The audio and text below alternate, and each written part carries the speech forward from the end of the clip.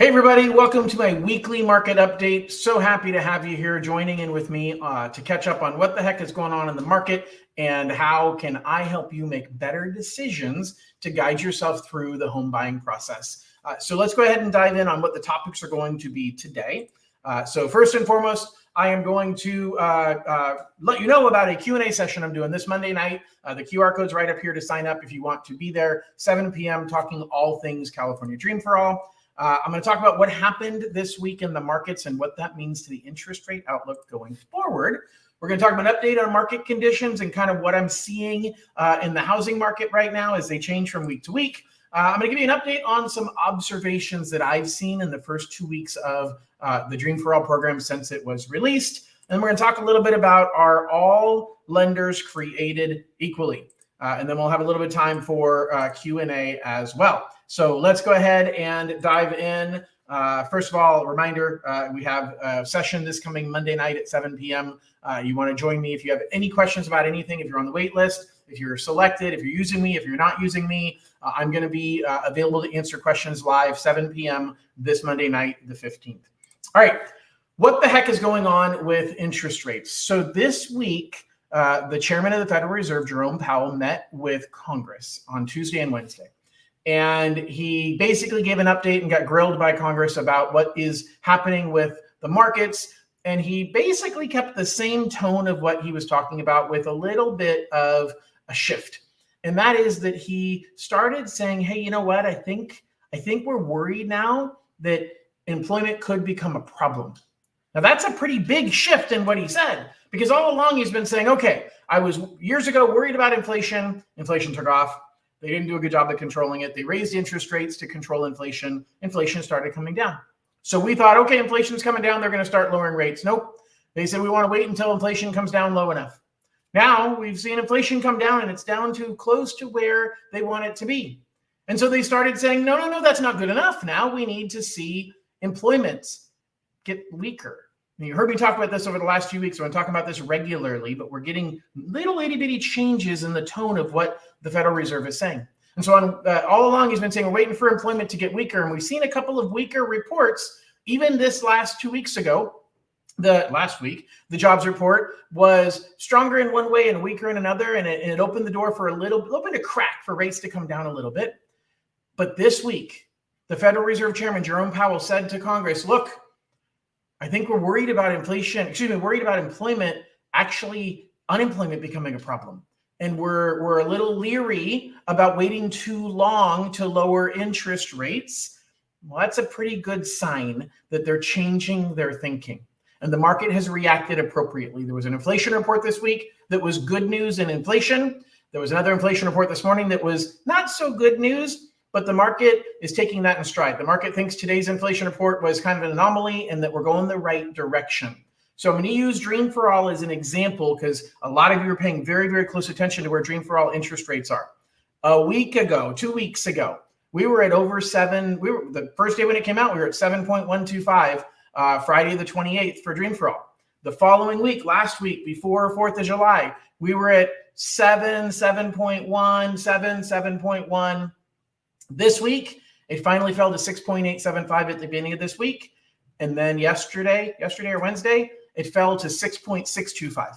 Okay. So this is really a good sign that we've literally seen interest rates, at least on the Dream for All program, drop by 0.5%. And that's a good sign of progress.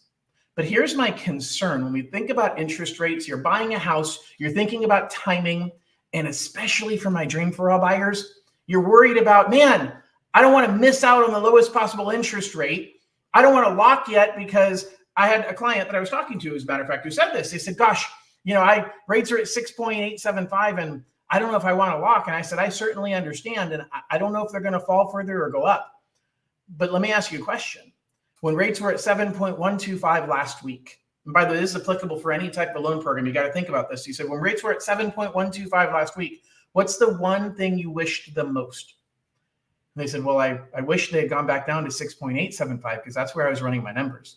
And I said, okay, so we have that wish right now. We have what you wanted. We have the interest rate that last week you would have given anything to have that rate. And now you have it. And what's your mind say now? Well, my mind says that it fell by 0.25%, then maybe it'll keep falling. Matter of fact, it did. Now, I won't tell you whether they locked or not. That's not material to the story because that's hindsight. We didn't know if it was going to fall or not. And they did fall by another 0.25%. But now should you lock or should you wait? Because man, if they fell by 0.25 and then they fell by 0.25 again, maybe they'll fall by another 0.25. So I don't want to lock yet. But you have to pull the trigger at some point in time, and rates are very, very volatile. And so you have to, Kenny Rogers, know when to hold them, know when to fold them, know when to walk away, and know when to run. Okay. So you've got to figure out, you are gambling with interest rates. So yes, I think we're starting to see some softening of rates, but I think the market is still very volatile. And so the shorter amount of time you have to lock in an interest rates, if you're an escrow, you can't second guess yourself. If the rate is good enough, lock it. If you can't afford it, well, then it's a question of, well, then do I float and hope it goes down? But what if it doesn't? Now I'm spending money on appraisal fees and I'm spending money on inspections on a house that, well, I don't even know if I can afford because the rate's higher than what I can afford. So that's a really, really critical thing when you're thinking about interest rates. And even as I'm telling you, we're seeing interest rates falling as we speak. They've fallen for the Dream for All program by 0.5% in the last 2 weeks. But does that mean you should hold out? Does that mean for those of you who have a Dream for All voucher and you have 90 days, by the way, you don't have 90 days anymore, you have 76. Think about that. You had 90 days to start out with, and you have squandered 14 of those 90 days. You have 76.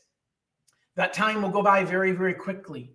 So take the bird in the hand. Don't be greedy and say, I'll wait because I think in a month rates will be lower. What if they're not? Or what if you can't find a home in the market that you were looking for at a price that you want because you're subject to whatever the inventory is at that time? And you missed out on your opportunity to buy a home. Why?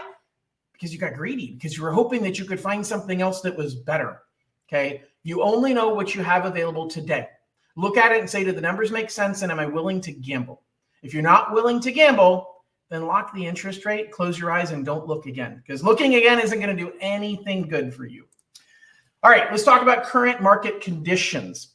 So for those of you who just joined really quick, I am doing a Q&A on Monday night about everything Dream for All related. So if you or anybody you know are in the Dream for All lottery winners or waitlisters, you have questions, scan the QR code or click the link in the description and you can join on Monday night. All right, I was attended a local realtor association meeting, the Lodi Association of Realtors in the Central Valley on Tuesday. And they had 12 homes on tour, which is a lot more than what we've seen in the recent past. And we're seeing a really weird summer. Now, I got to say, for those of you who are in the market to buy right now, that's a very good thing. A weird summer means the pattern is changing. It means that what we've seen over the last few years is very, very busy spring heading into a very, very busy summer. This year, we've had a decently busy spring, but it's slowing down. The amount of buyers relative to the number of sellers. Now, I can't statistically say, does that mean we're having more sellers right now? Or are there fewer buyers? I think it's a little bit of both. And I think what we're seeing is houses that are a deal. We've still got people out searching for a deal. I have a client of mine whose house needed some work and they listed it lower than what the house would have sold for had they done the work. And they said, gosh, Sean, I wonder if I would have made more money if I would have done the work ahead of time. And I said, yeah, I think you would have made more money.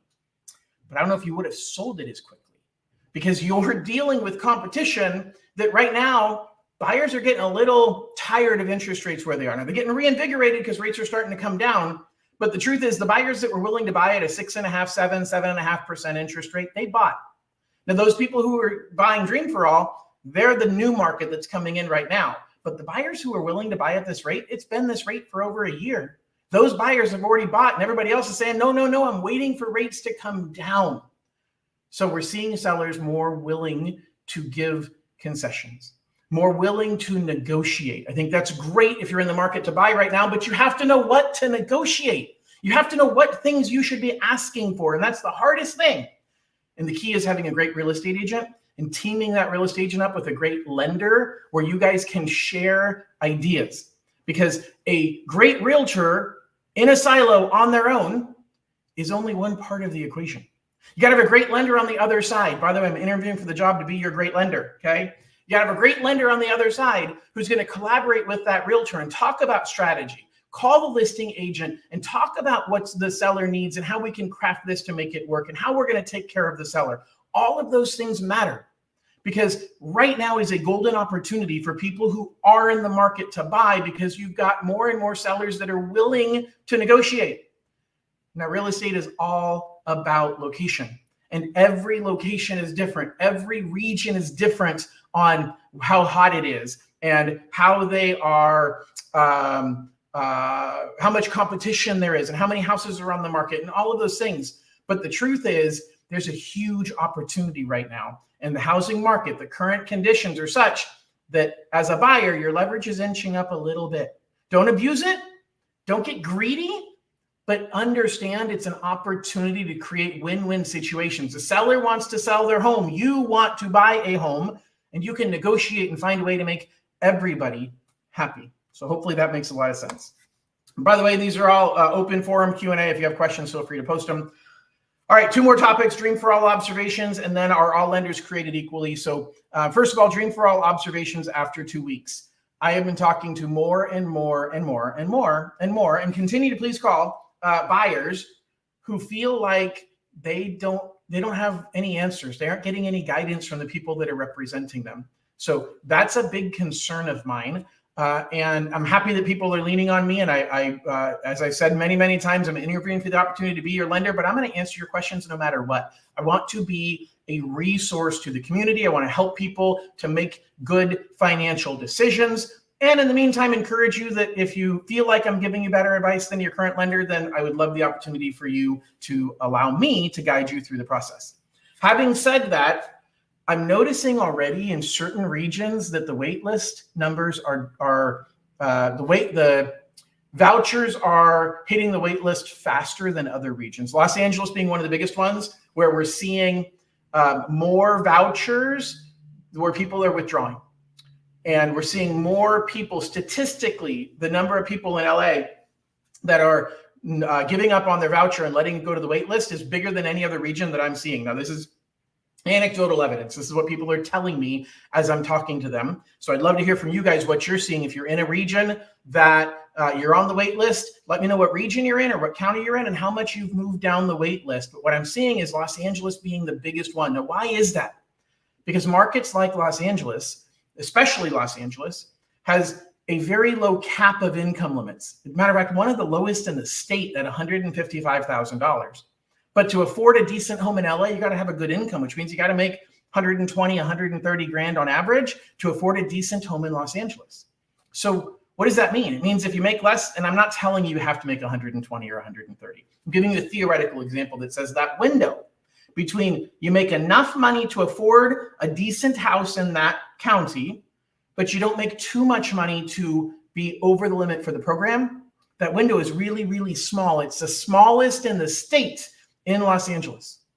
And we're seeing just right next door in Orange County, a whole lot less movement, a whole lot fewer people fewer spots moving down the wait list. So you've got to look at the region that you're in and share on forums like this. Share what you see. Here's somebody sharing right now. So Central Valley's moved down 11 spots. There you go. So that's a good amount of movement. I believe the Central Valley, I think, has 170 spots. So we're talking about let's see, Central Valley, I show 170 is my count. So Central Valley moving down 170 spots, 11. You're talking about what, 6-7% of the vouchers issued have been relinquished already. Los Angeles, we're pushing closer to 8, 9, 10% of the vouchers have already gone. Sacramento area started at 90, now at 83. So we've moved down 7 ticks in Sacramento. The capital region is 102. So there you go. So 7% of the voucher winners, 6% of the voucher winners in the capital region have already relinquished their voucher. So you have a wave in the beginning of people that are saying, you know what, I'm not sure. I already bought a house. And we're going to have a good amount of people in the middle that are going to say, you know what, I give up. It's just not worth it. I'm not going to try anymore. Prices are higher than what I thought they were going to be. I didn't get the pay raise I was hoping for. Lots of reasons why. But the biggest wave is going to come at the end. People who are holding out hope, who are praying, who are hoping that they can find a way to make it work, to find that unicorn home that is the perfect home for them in the Central Valley that's no more than $212,000. Okay, it doesn't exist. But they're waiting and they're hoping, and they're going to spend every day of the 90 days that they have searching for that unicorn home. And maybe they find it. I hope and pray that you do. But there's going to be a good chunk of those people that are going to lose their vouchers on September 26th.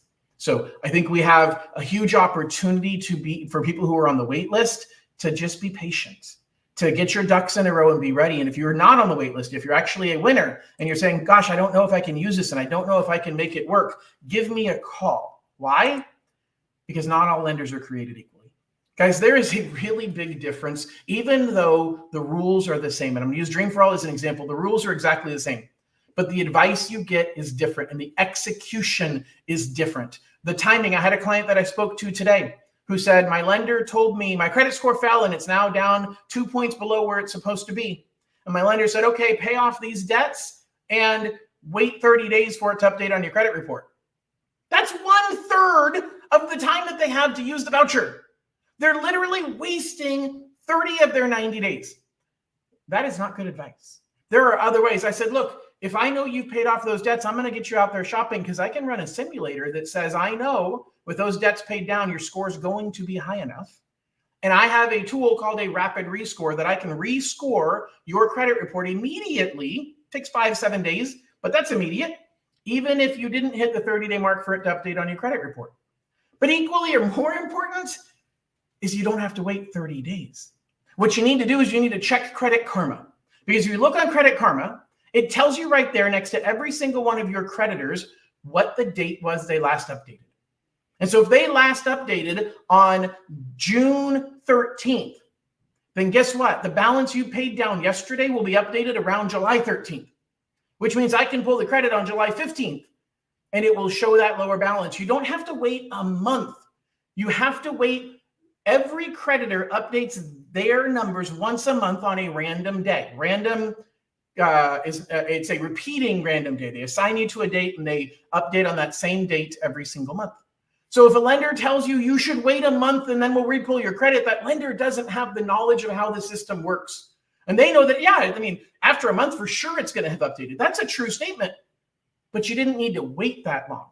You're getting the wrong advice from the wrong lender. So just be careful because not all lenders are created equal. All loan programs, they are created equal, at least within the confines of state and federally backed loans. They're all the same regardless of what lender that you use.